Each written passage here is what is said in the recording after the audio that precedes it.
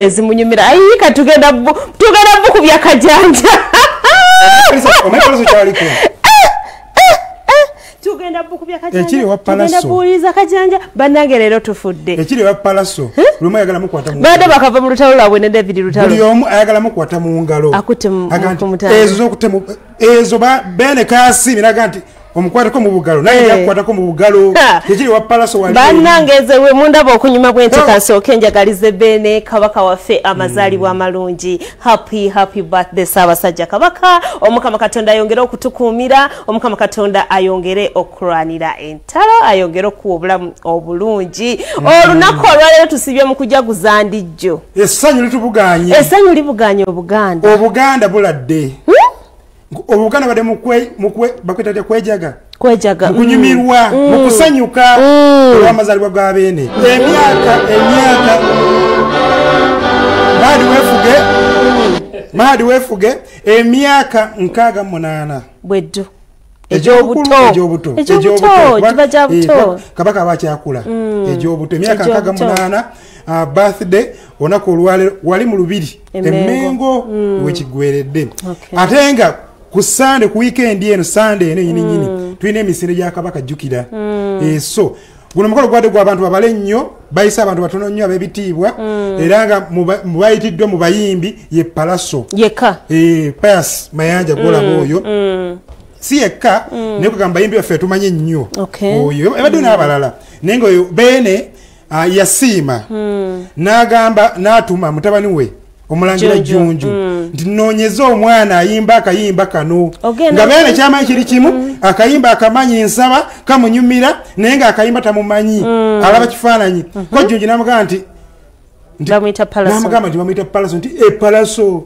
munonyeze era waate palaso olwaleero bambi azze okuyimbira ku bene kibadde kyakabi nnyo ate nga ekisinga obulungi kuyimbira bene n'asanyuka okusiima kuli abakulagidde nti ddala asiimye so palaso bane temuwayiriza olwo banagamba nti bamuwadde kyassa tebamuwadde kyassa wabula just bena asiimye namuyita jayimba ku mukolo gwe era namukwatako ne mu ngalo kibadde kirungi nnyo kyakabi amazaalibwa ga kabaka olunaku olwaleero okwawukanako nagali gazenga ganyuma naye nze oba lwaki ate gano ganyumidde nnyo abantu tebabadde bangi nnyo babadde batono naye binyumye buli gwotunulako omukulu golife kirumira omukungu Freeman Kiyimba n'abaala abo bo basalawo bene yasiima abakungu ba kabaka balaba era be bamukwasaganya enteekateeka z'omukolo ng'ogwo ne babeerawo nnyo bawagira nnyo bwa kabaka era ensonga ki weebuuza olaba badangamba nti bo buli mukolo babeerayo abo bateekwa okubeerayo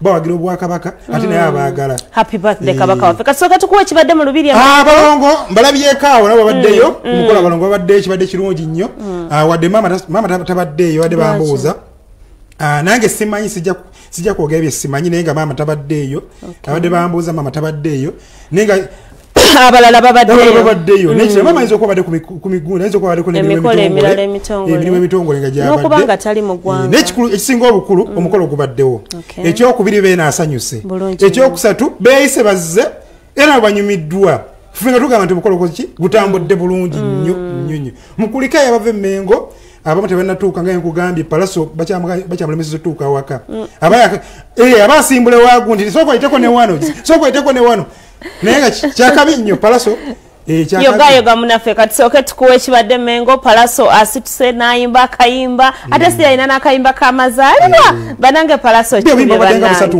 asanyuse nnyo bambi kulika munnange si kyangu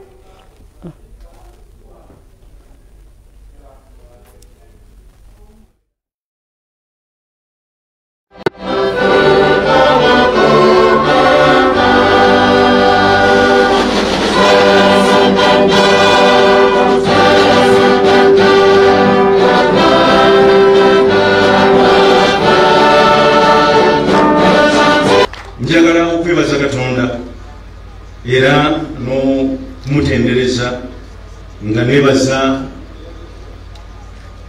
Kamalabyonna w'ekitiibwa nga nebaza olukiiko olukulu olukulembera Buganda n'abakulembeze bonna b'emitendera egy'enjawulo okuddukanya emirimu gy'abeene era okukuuma namunswa erinnya lya mukama ffe lyebazibwe.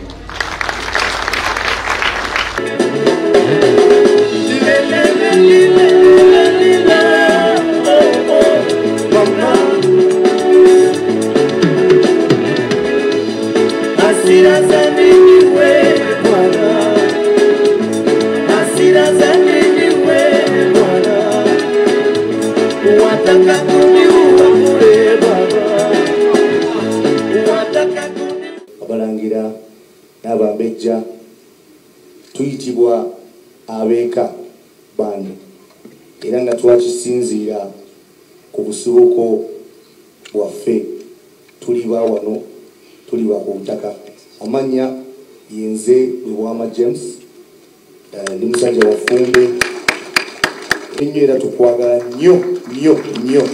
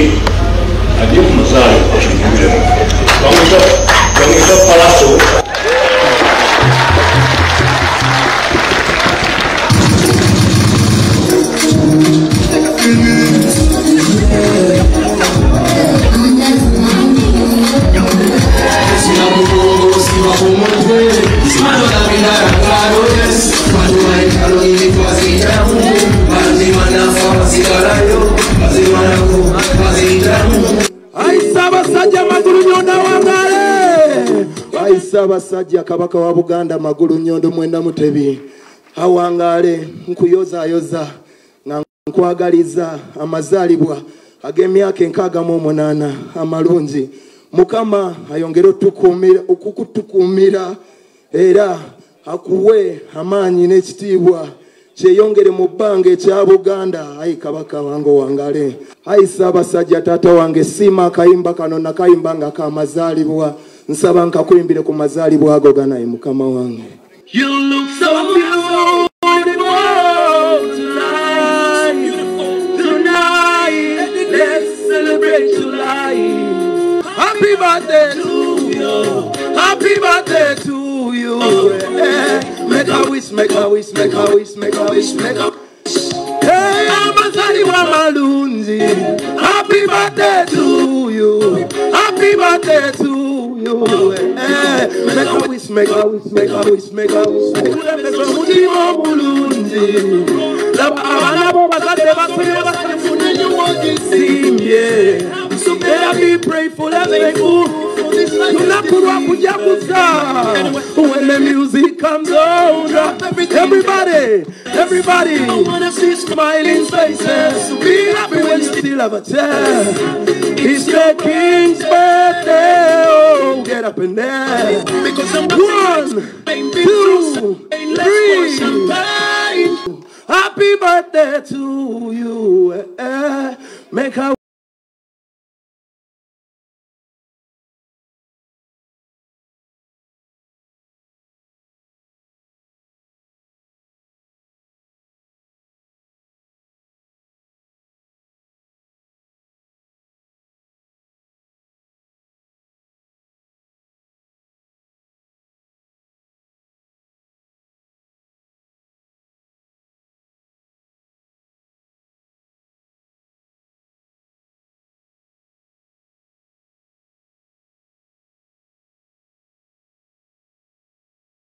chendinati cho abakawange. Look at you pretty like a rose flower. Sebuli chendinati cho bafe. Omukwano gwenina gugo bafe. Sebuli chendinati cho aisa basajja magulu nyondo sebutato wangale.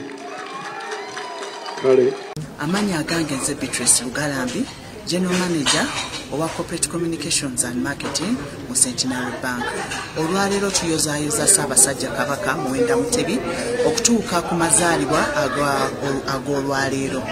Era nga ffe ng'aba Centenary Bank ne ba staff tweyame okubeera nga tudduka mu marathon eyo ku Sande. Bastaafu baffe nga 150 n'okusoba bagenda kubeera nga badduka. Era tusaba n'abantu bonna ababulijjo mujje mwetabe mu lwani eyo. Tuwaddeyo miliyoni 3 okubeera nga twetaba mu kudduka kuno. Ssaabasajja awangaale, happy birthday.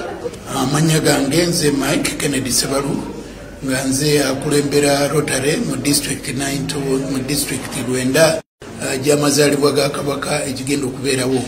Fenga aba Rotary omwaka guno omubala gwaffe guli nti okujaguza abantu baffe ebitundu byaffe n'emirimu gye tukola mu bitundu byaffe. N'olwekyo mbasaba bana Rotary tubenga twegatta ku Bwakabaka bwa Buganda kuba tukola nabwo emirimu mingi egy'okujuna abantu.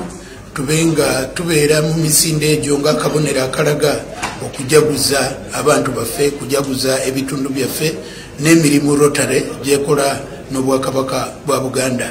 Kino kijja kuba ku mulamwa ogw'okujaguza ebitundu byaffe nga twetegekera olukuŋŋaana lwaffe Tabamiruka olw'aba Rotary olugenda okutuula mu kibuga ky'Embarara.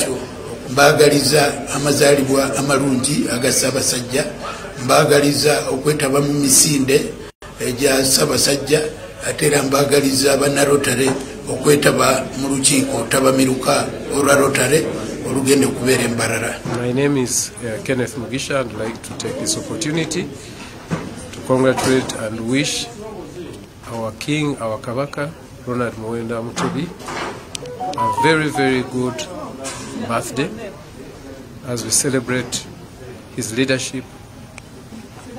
We find a king who is there for people, as recently seen in videos which are...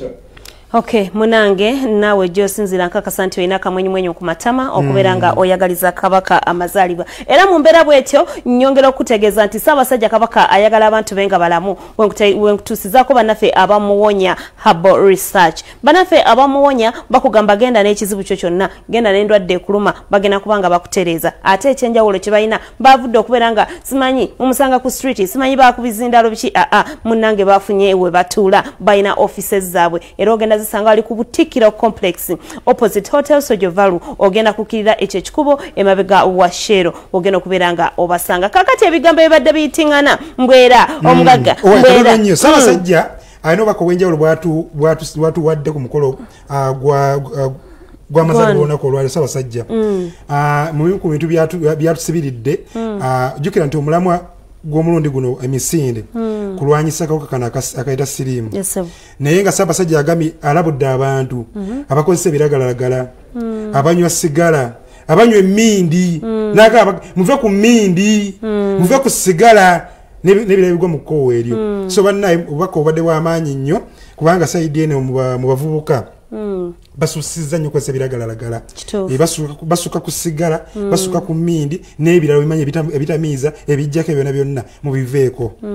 Kale mbadde nkutegeeza ndijjo nti munnange abantu ababadde balese palapase nga bagezi batambuza ekibuuzo ekitali kituufu ne balyoka bagamba mbu Bula White bamugobye wasula mbu simanyi Bula White owaffe bamugobye mu woteri naye bana mwani ali basonyiwa. Bula kyokoze kino bananga omanyi Bula yakyusaamuko kibanga tukugundi eyo twogerenga abantu balaba bulungi woteri akozesa bikolwa okumanya sente weziri ova ku muntu woteri gyasulamu bawandikako n'erinnya lye kati gwe awakana gendayo kakase ali Dubai munonyekaawo okakasa gwajja kubira beno bategeeze nti wali ku hotel dala bitufu wali atenga hotel gyaswa mu season ez'ekikumi nedda si wali deire waffe sigereze be deira kitegeera kitufu nabo bamanyi kye twogerako nti Burj Khalifa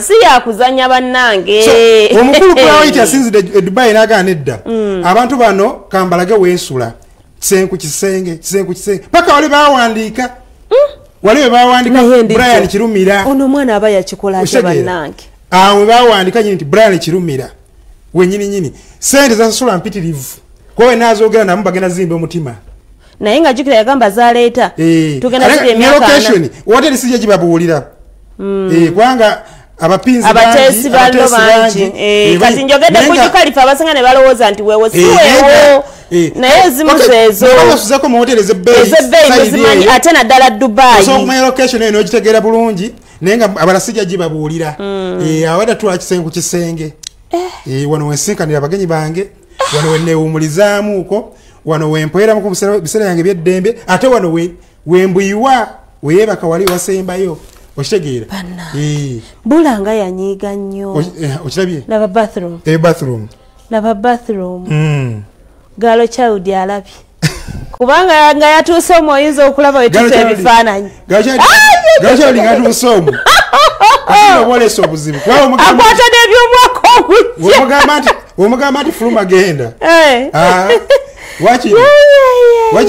wakiri kaadi eri eswiping agibuza wano wonna atulaga wakiri kaadi eri eswiping agibuza Galo Child otawanemu okukubira ku reception bakuleetera endala naye nga tamaze gagenda kati ezo location ezo nga zagudde ku Galo Child bannaye soko ndeko ndijo awo wonna wa muntu omu lindako mwaliro mulamba level fulo namba gwe kyalina okumanya yakugamba wezibanga zakwonona myaka 4 kati wezibanga emyaka 4 ez'okwonona weeziri lwekyayonerako wano wabanga leetera mwe mulyeko lwaki tasobola kweyagala eri wamabula soka weeyagale kola ssente kola ki kola ssente weeyagale naye baabe ebbanga twabagamba kana akazanyo yakategeera n'abamu bayamba akazanyo yakategeera yekka bw'ati bbula abalina baaba yoyo bbula waiti ne wali eri nakati muddemu mwogere era mu mbeera yemu tuyozoyeze ne mukwano gwaffe Fresh Kid yawangudde akalulu akakulike alayidde bambi alayidde welfare prefect yakawangula era alayidde bulungi nnyo oyo naye tumumaze Fresh Kid akakulike naye nga nyongera okubategeeza nti 17 omwezi guno abanaffe aba Biva Organic bagenda kugulawo branch yaabwe wali e Fort Portal babalindiridde n'essanyu lingi nnyo babatasiza ku ka transport mu babadde bajja eno ate gwabeetaze osobola okubasanga wali ku Access Building opposite Hotel Sojovalu ogenda okubeera nga obasanga Kataleya and Kando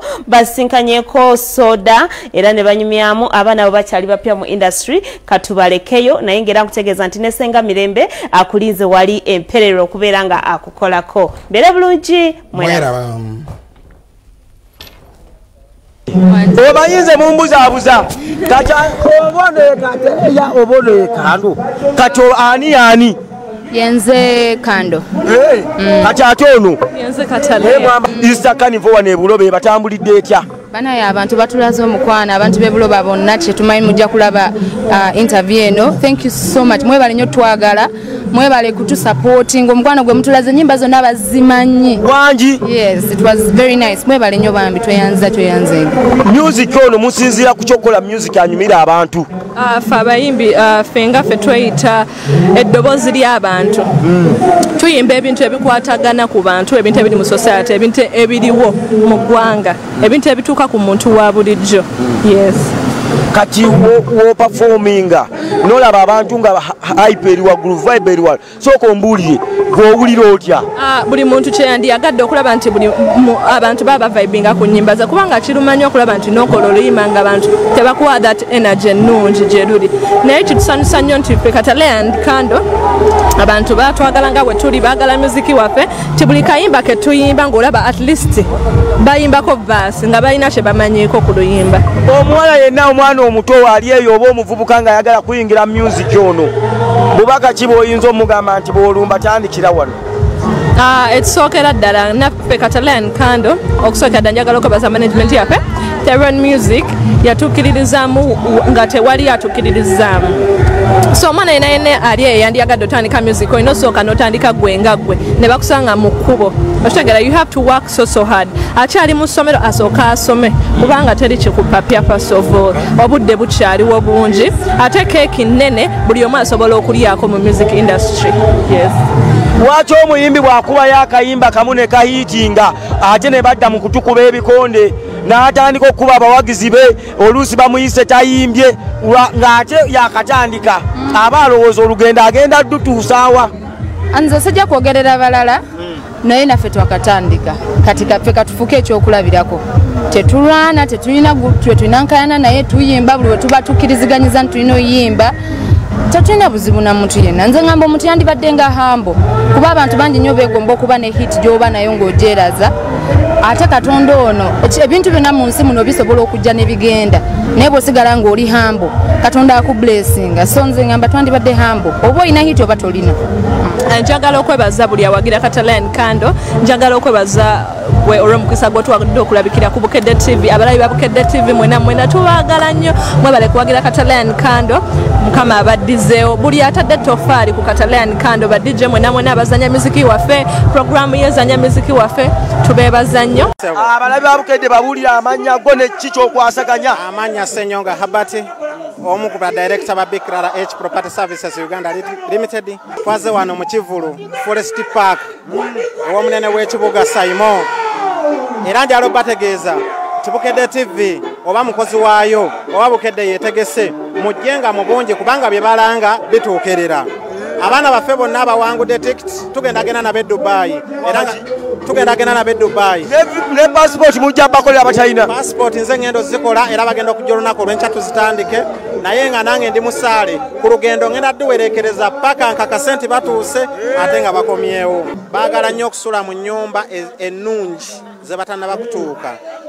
Abavubuka percentage esinga bapangisa ennyumba akatuwa emitwalo 65 miliyoni emu n'emitwalo 2 naye ayagala toilet eri mu nnyumba ayagala ekinaabiro ekiri mu nnyumba naye nga eyo level si ye tannaba kugituukako kakati bw'amala okufuna obuzibu nga takyagenda ku mulimu wategeerera nti emberenge efuuse mmwanyi so badde mbasaba abalabi baffe aba Bukedde TV mbadde mbasaba era nga mbeegayirira musooke mwerumye musobole okutuuka gye mukola ki musobole okutuuka gye mulaga.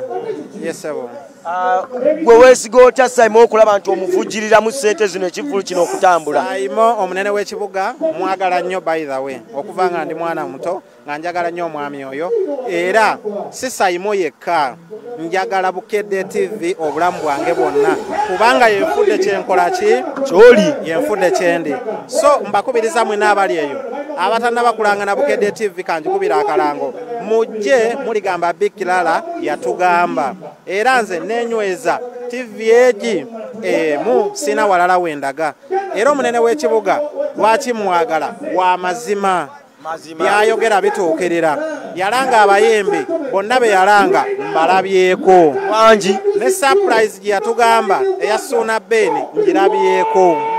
Yesebo eno ye program Kasalabe cha ng'ekutuusibwa akwanjulire Senga Mirembe owa Mirembe Natural Research Products amakago gayuga oyagala kubulirira ng'ogenda kufumbirwa mwana yagenda okulemesa eddia sente ze zikuyita obuyise mu ngalo abaami abateesobola ekyogo ky'emikisa aba Muwonya Herbal Research bafunye amaka gaabwe awo ku Lubaga Road ku Butikiro Complex mu maaso ga Hotel Sojovaro ku kikubo ekigenda mu Kisenyi bakujjanjaba endwadde nga pressure ulcers manpower kw'ossa n'endwadde endala basooka kukerera mu byuma n'olyoka ojjanjabibwa Muwonya Herbal Research for healthier communities.